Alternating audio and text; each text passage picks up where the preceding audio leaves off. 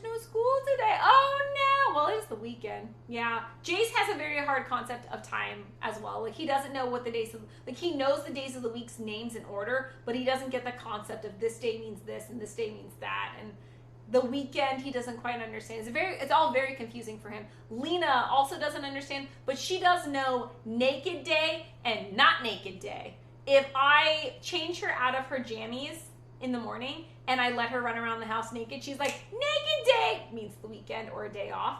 And then if I make it very clear that I'm trying to get her dressed and that clothes need to be done, then she's like, oh, not naked day.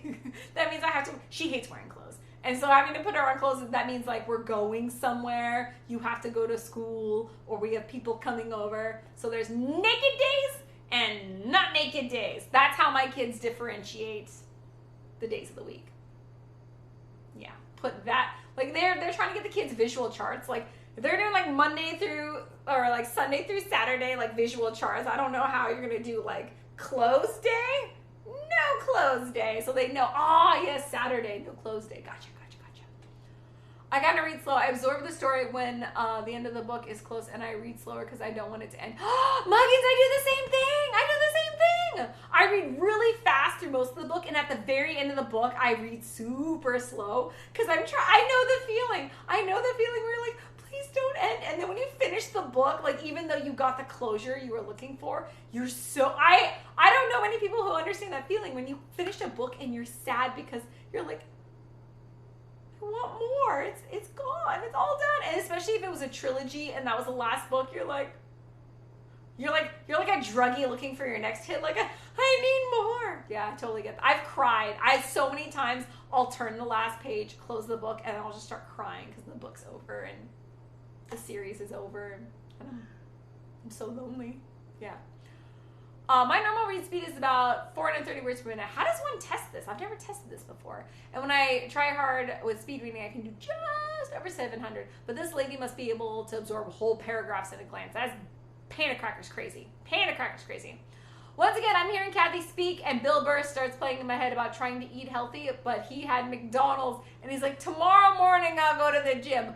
But now you've woken up the demon and wake up thinking, let's go and get an Egg McMuffin. While the healthy voice is screaming to go to the gym, but you rise up like the Manchurian Kennedy. Thank you, Cabeza. I remember that one. As a fellow addictive personality, I'll share this quick quirk can work in your favor when it comes to fitness, nutrition, and wellness. Oh, I'm all ears. From committing to the time window you'll eat, to the foods you'll eat, and the minimum amount of fitness movement you'll do in a day. Wait, what? What's the thingy? I'll share this quirk. You can work in your favor when it comes to fitness, nutrition, that. From committing to the time window, you'll eat the foods. What does that mean? True sense to me. I need more. Your muffin timer is done. More explanation. Computer. Off. Computer. Off.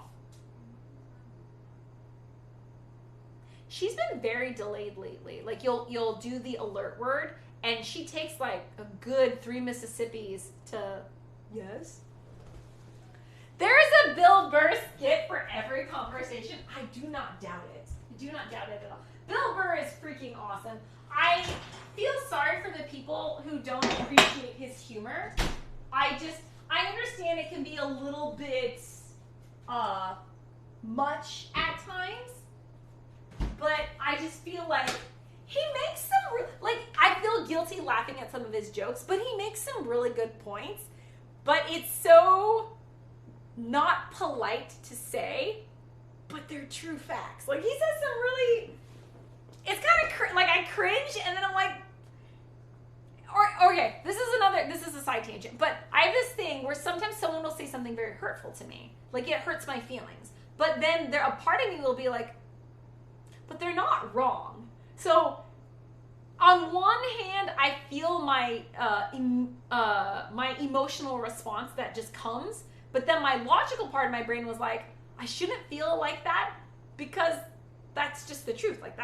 For example, when I was very overweight, a child who was related to me, like my nephew or something like that, he's like, Kathy, you're really fat. And I was like, that really hurt.